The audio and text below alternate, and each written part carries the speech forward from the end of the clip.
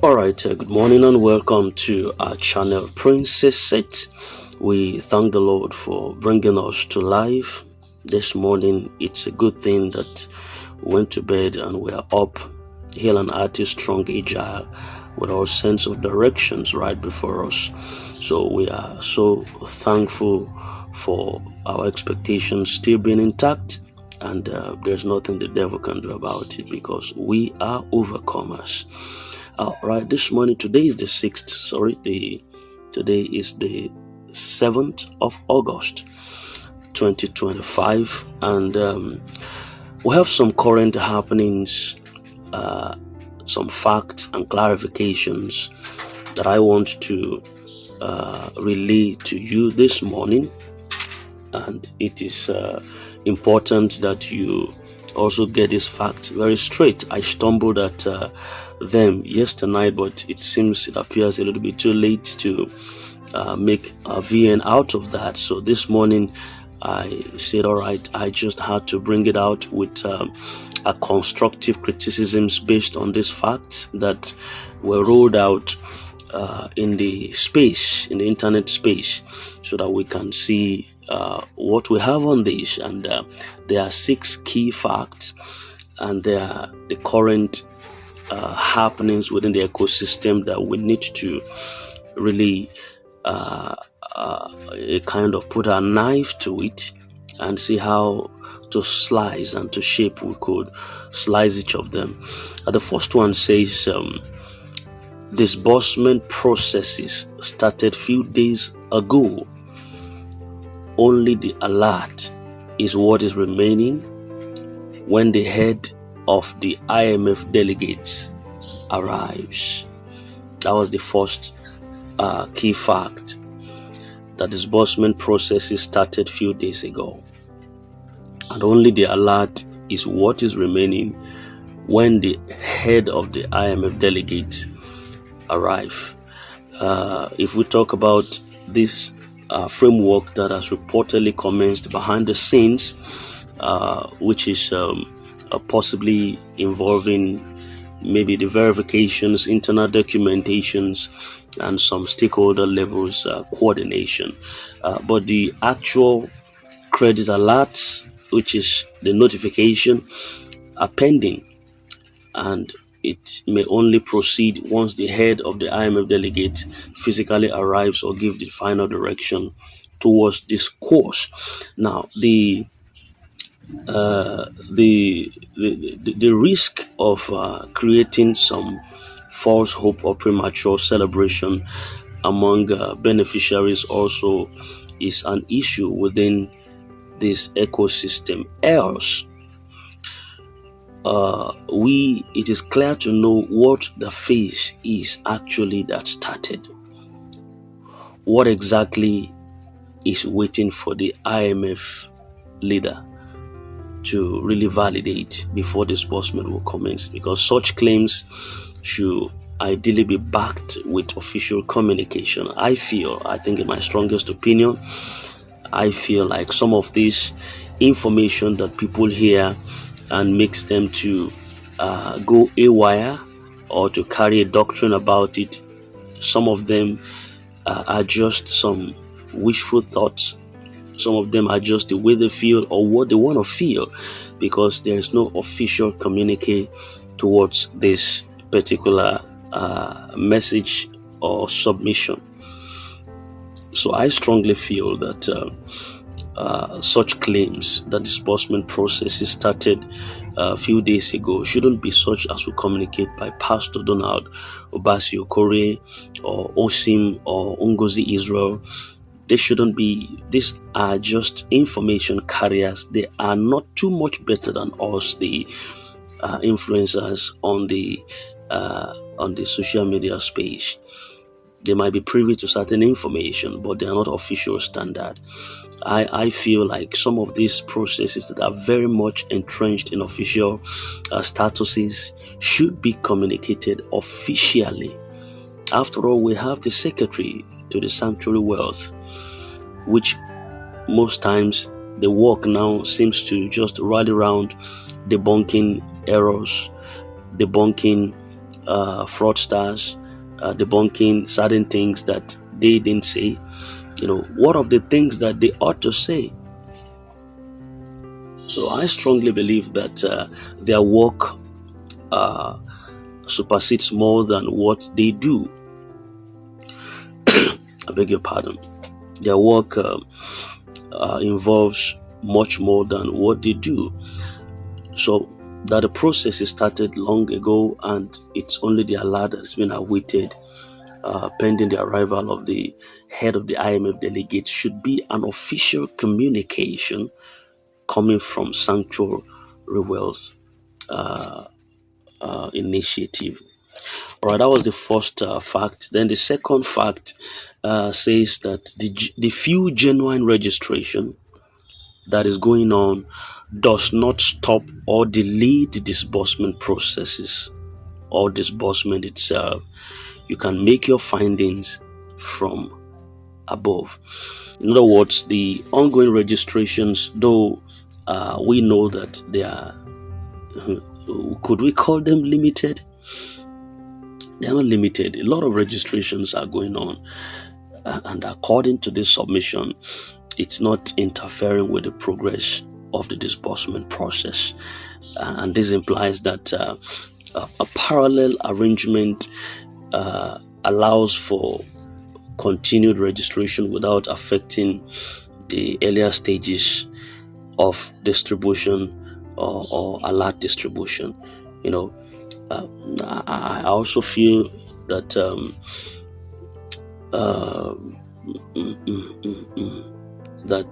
if you say that this doesn't delay the process, whatever registration is currently going on right now, it doesn't disturb any process.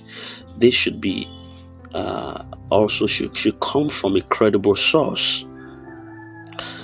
It should come from a credible source like the coordinators or a kind of IMF communicating this to the masses. Because we have random people talking about this disbursement. Like I said yesterday, a lot of random people, just because of their belly, are communicating disbursement extension, and gullible people are also falling for that. Yes, they do. Yes, a lot of random people, and I think I also feel like guidance should really be provided on how and where to verify some claims, because the message says people should make their findings. Now, from who? Guiding a kind of findings from who? Just by extension, the Office of the Sanctuary Wealth should be able to provide some individuals that are valid, that they know they are working with. You understand what I'm saying? That they know they are working with, that people could be channeled to, that in case you want to confirm the validity of your registration, these are some accredited vendors within the system that if you come through them, your registrations are going to be valid. You understand what I'm saying? Yes, disbursement itself can only come to the credible, valid, verifiable, accredited NGOs or entities within this ecosystem. But how do you know them? Everybody claims to be verified. Everybody claims to be valid and unique. Everybody claims to be an NGO. So to avoid this kind of misinformation or claims or false claims, the Office of the Sanctuary Wealth is not doing much as far as I'm concerned. They should do much more than they do. There should be accredited vendors, accredited individuals, accredited NGOs that should be publicly made known, so that you know at a go, by a stretch, you go through this vendor, you are passing through a verified vendor to do registration. Not just all Dick and Harry, everybody just claiming. The rise of NGO within this ecosystem, fear will catch you. And I believe that majority of these NGOs, they are not verified. They don't even have documentations. Majority of them are vague. And they've amassed so much money for themselves, millions within this little time. So if you say make your findings from where? From who? From who did not give accredited vendors? Okay, so individuals should begin to call the Sanctuary Wealth Office, or begin to call the office to the Sanctuary Wealth system, and be asking them, is this particular one, is this particular vendor, is this particular NGO, are they accredited or something? To me, it doesn't make sense. It doesn't make sense. All right, these are constructive criticisms based on this information that we got. Now, the third key point there says every stakeholder has a specific, already known number of pioneer slots given to him or her to register and to disperse to, and this does not affect or delay the IMF calculations of fund disbursement. In other words, each stakeholder, according to this submission, each stakeholder involved in this distribution chain has a pre-assigned number of beneficiaries, in quote, the pioneer slots under their care. And this internal quota system has no negative influence on the IMF's official fund release strategy that is enshrined in this status. If we must say something about this, I feel there should be transparency on who the stakeholders are, just like I said before, and how they are selected.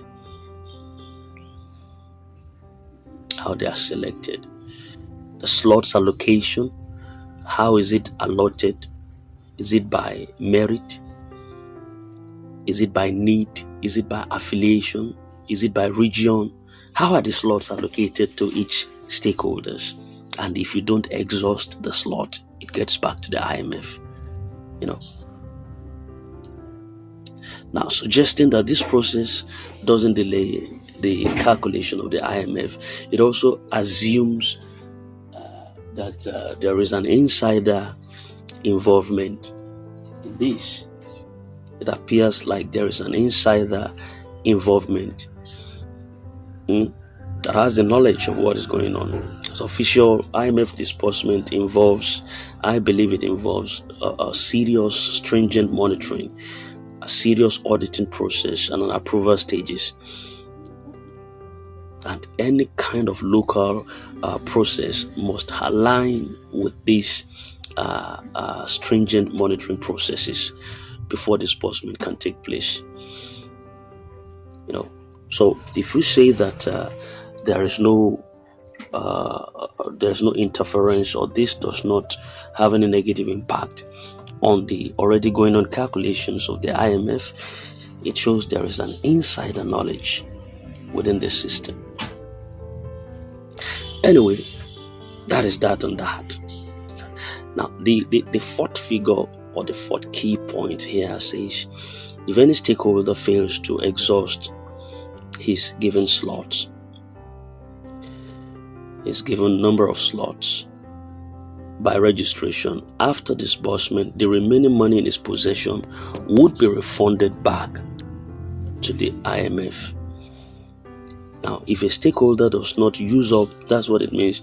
If a stakeholder does not use up all their allotted beneficiary slots before disbursement, any unutilized funds that is tied to those slots would be returned to the IMF instead of being redistributed to the masses. It implies that if this is true, I believe there should be mechanisms put in place to audit, to document, and to also to a kind of report every unutilized funds, which would ensure public trust is not being eroded. Because if it's a local manual assessment or dealings, definitely monkey hand will look like human hands. And I think the grant ecosystem should improve. The grant ecosystem should. This community has become so large that certain things should not be locally formulated. This ecosystem is already a formidable system that should grow in understanding, that should grow in mechanism, that should grow in facilities. The auditing documentation and report should be standardized.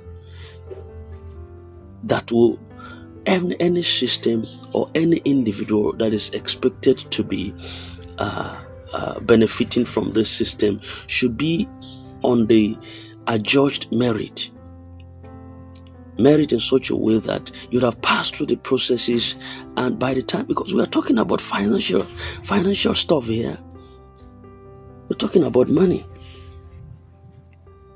and this is where problem starts. When due processes are not followed in a system, there is bound to be a lacuna.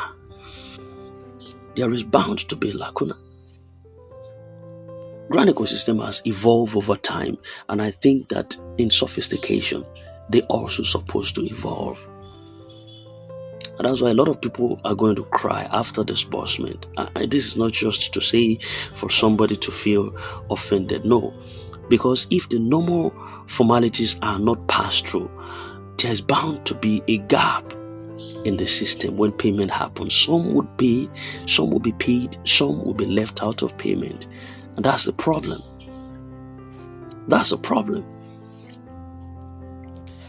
Now, the fifth key says disbursement is sure this time around. It is different from the previous promises. You can still be part of this great blessing and opportunity. Pioneer disbursement is real and legit if you register through a genuine source. You see that this same thing keeps on evolving. If you register through a legit and real, a genuine source. Now, if you say it's legit, how do we verify this fact to build trust in the people? Genuine source, without naming, without authenticating the genuine source. It is risky. This definitely opened doors to fraudsters claiming legitimacy also. That's why we see all of them all over the place, and they have their victim in their teeth. They've made so much money in this course. It's still the same thing repeating itself. On this channel we give warnings, we give information, we give ideas. If people, the authority or the management could just be humble enough to listen and get this information right, knowing that we're not here to criticize what they do, we are in support. We're in support of what they do, but they should catch up and step up. Mechanisms adopted for this strategy should be fine-tuned and streamlined towards an unquestionable delivery. It should. Said unlike the previous delays or false reports, that this round of disbursement is going to be more credible and it is imminent. And participation is still open through trusted registration channels, and the program has legitimacy and can benefit early people that wants to register. So how do you go to those ones that are legitimate? Even people talking, sometimes they don't want to say these are the legitimate people, because they know that if you say it's legitimate and people rush to them, they are going to quote you. I remember, I don't know how many of you noticed that when Pastor Donald was talking one time, he couldn't say, he said, go through the right source. And if you register through the, we don't want to mention names, we don't want to, he was just, you could see from his words that he doesn't want to call anybody who is genuine. But he was trying to drive at a particular source, but he didn't mention name to be safe. That is not his business. That is not his duty. It is the duty of the sanctuary wealth communicated by the secretary. It's not Pastor Donald's duty. So I could understand when he was trying to avoid saying who is the genuine source, because it is not his duty. He couldn't do that. This is where the sanctuary world failed. Now, I want to quickly round up this. Number 6 point says, if you wish to be part of this great opportunity, or you wish to enlarge your coast with more slots, you are free to do so and thank me later.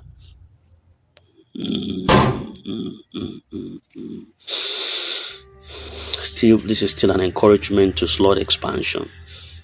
And I think that this particular statement might be tied to some profit-driven mechanism. And still without proper regulations, this could breed some hoarding, some gatekeeping by these fraudsters, by these intermediaries and all what have you. Anyway, that's my final point. On a final thought, yes, this update is hopeful, and it speaks of a lot of people who have waited, and so we know. But for credibility and widespread support, I feel like there should always be the citation of verifiable sources, official, kind of the new releases from the management that people should watch out for. And in case they don't see those things, others could be false. Outside of those ones they have accredited, then others are false. That should be the gateway. Misinformation should be dispelled by the management. They should clarify who is eligible, how to register, what to register. If there's any amount tied to that, quote the figure. How to confirm one slot to reduce confusion and fraud. All of these things should be entrenched and enshrined in these submissions. This is Prince's Seat. We are here to manage situations and at the same time give you good news, hope for the better, for that which is ahead of us. We are together in this. We are for the masses. So even if you speak against us, a kingdom divided against itself shall not stand. We are for the masses. We are the masses. We want to completely silence the voice of oppression, of affliction within this ecosystem. And so you know that we are with you on this matter. And until we get what is rightfully ours, we wouldn't stop until the masses are satisfied. Thank you very much. In case you are new, do hit the bell, subscribe, push that button. Don't be afraid. It doesn't cost anything. It just costs you information when you don't push that button. And when you push it, you are one of the first to receive our updates. When we drop, you have it. Thank you very much. We wish you a very lovely Thursday ahead of you. And bye for now.